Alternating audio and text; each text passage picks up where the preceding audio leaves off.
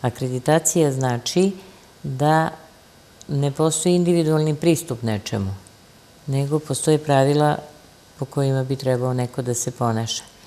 Neće biti laka implementacija, ali za početak mi smo negde pred kraj ovog procesa gde učestvuju sve klinike. Svako ima svoj zadatak, mi imamo sastanke gde definišemo procedure, a to je sve uz pomoć Agencije za akreditaciju koje je osnovala vlada na predlog Ministarstva zdravlja Republike Srbije i ja se nadam da će nam to mnogo olakšati život. I konkretno, šta to pacijenti dobiju time? Pacijenti dobiju uređeni sistem.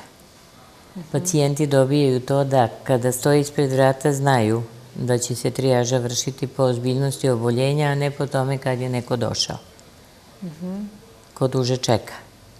Pacijenti će znati da mogu da očekuju određene stvari u sklopu lečenja, da će dobiti informaciju da će se raditi to, da će se poštovati zakon o zaštiti prijatnosti i da će svi lekari da poštuju procedure koje su propisane vodičima dobre kliničke prakse.